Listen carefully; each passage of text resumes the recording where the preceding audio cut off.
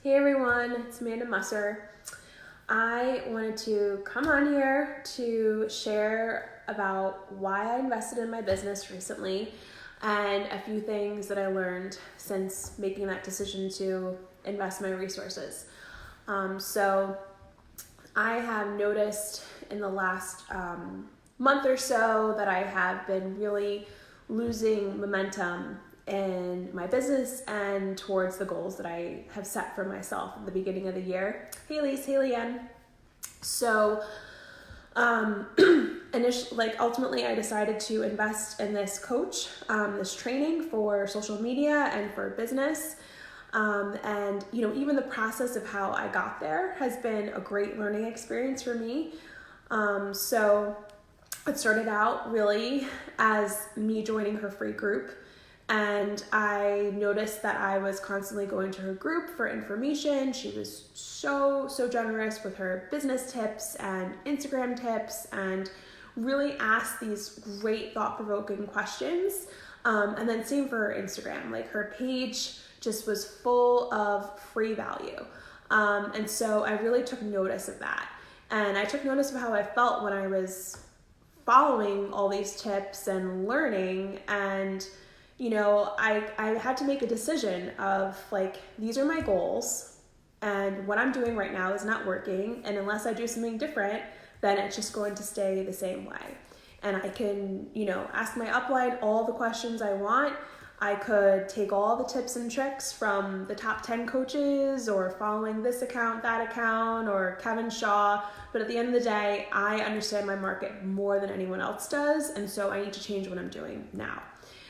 So these are just a few things that I have learned from her. I'm going to share a couple of exercises with you that have been really helpful for me. So the first thing is literally doing just an info dump, a brain dump of who you were before you came to Beachbody and before you coached. What were your pain points? What were your goals? What were you not willing to give up? What were you searching for? What was life like before?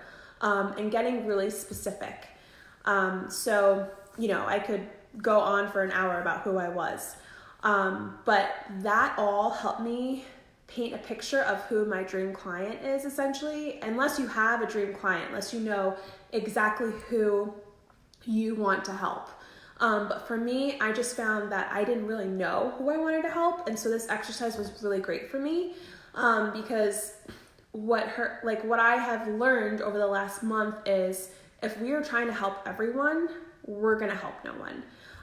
If we're telling everyone in every post, lose 2 to 100 pounds or gain muscle or gain energy, we're just going to sound like an infomercial. So what I've been trying to do is get very laser focused on the kind of people that I'm trying to help. So that is going after specific individuals in my posts. So that was really difficult for me, and I had actually heard that advice even before signing up for this coaching, but I think I just needed to hear it again and again and again, and practice on different social media posts and content and writing and all of that. So once you identify who your dream client is, then there's another market research exercise, and that is interviewing, if you have customers, interviewing your customers on a couple of different questions similar to what I just described, and really getting their wording on it. This is really important. So asking some of your most loyal challengers what you like, what kind of changes you've seen, what you like about challenge groups, or what you like about Ultimate Reset, what you like about MM100, what you don't like, the things that you notice that have changed, what you think about your mindset, your strengthening, what made you decide to go with you as a coach, with Amanda. And then from there, once you had your clients, then this is actually a really great exercise, asking people who have been following you for a while, who would make great clients, asking them and just saying, hey, I'm doing some market research for my business. Would you mind helping me out? Could I ask you a few questions? This is actually a really great exercise because it gets them thinking about their goals. So, this is actually a good exercise for them to maybe even warm up to the idea of you being their coach, because you want to understand their goals. And sometimes throwing them a Google form is not going to work for them. But if you say, can you help me out? They're probably going to answer the questions. So far, everyone I've asked has answered the questions. And then from there, what's really important is you use their wording in your social media posts to address their pain points. And addressing who you were before Beachbody and what your pain points were, addressing what your dream clients' pain points were and ideal clients in your posts is what's going to draw them in to read your social media. So, for example, most people here know that I am plant-based.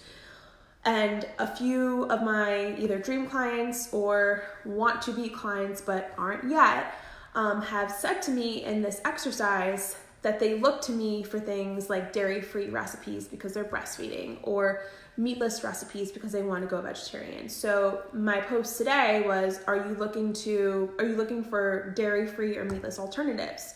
And then even further, I went into the comment section of my Instagram or Facebook posts and I said, hey, I thought of you when I wrote this, blah, blah, blah, blah, blah, whoever that was that, came to mind in my market research exercise. So being really specific about who you are trying to attract in your posts and addressing their pain points is what's really going to show that you are an expert in this field. Hey, Tracy. And then from there, it's just building relationships by building trust. So engaging. I know we hear this word all the time, but regularly, consistently engaging with those dream clients, liking their posts, watching their stories, commenting, showing them that you care is not only great for the algorithm, but it's going to build the relationship. Instead of just once a month, oh, here she goes asking me to join a challenge group again, really try and continue building that relationship and showing that you're not just there to ask them to coach or to join a challenge group. That is what's going to build the trust. And then using your content, just like this coach did for me, using your content to show that you are an expert in the field. So if you are someone that is just so on top of your nutrition, you're a nutrition expert, then sharing all kinds of nutrition tips throughout the week. Maybe 1 week, every single day that week, you share, 2 days of that week, you share a pain point about how you used to yo-yo diet, or you used to have to order meal prep service because that was the only way you could stay on top of your nutrition. But now you've learned how to take it on yourself, and you're saving all this money and you're learning how to cook healthily for your family. But making sure that you are providing value for people, like giving them meal prepping tips. If you're a fitness buff, then sharing some of your favorite moves. That is what's going to warm people up to seeing you as a business owner, because that's really been my biggest pain point. I've noticed with my warm market, a lot of people still just see me as someone who's just kind of tapping into this, and I want to be seen as a business builder. So I'm really trying to position myself as an expert in nutrition, because To Be Mindset has been so huge in my own transformation, that I want to help other women, specifically moms, specifically toddler moms and moms that are looking to go plant-based with this, because it helps them with the scale, helps them with their energy, et cetera, et cetera. So I'm just using myself as an example to share with you guys. But at the end of the day, making sure that your posts are not just inviting to things. It's great to let people know that you're offering, but what's going to build trust is also sharing how you can help them and paying it forward. So I talked about that. Organizing your content is going to be a big help. This is something that I'm working on, is planning my content ahead. So using Sunday to plan your posts for the week, and also always having some kind of opening, like some kind of promotion that you're inviting to every month. So this was actually something that I had not done. I did not have a new challenge group starting this month. So I committed to starting a new challenge group, which can be really scary, especially if you do not have a team under you to bring on challengers, bring on coaches, et cetera, I did not want to put myself out there and invite all these people to a challenge group. Because what if I had one person, right? But committing to an open date is going to create urgency, and it's going to show people that you are ready to work with brand new people. So I think I shared everything that I wanted to here. I didn't want to make this too long. If anyone has any questions, please feel free to DM me. And this girl, like, she has a totally free group. Her name is Michelle Lynn.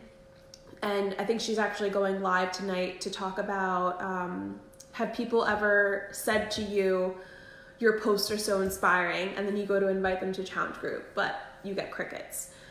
So whether you decide to invest in this or not, I think it would be just really great training for everyone, because she's just super up to date on the ins and the outs of influencers and Beachbody coaches. So hope you got something from this, and I'm just super pumped about finishing out September strong, and go team. Have a good night.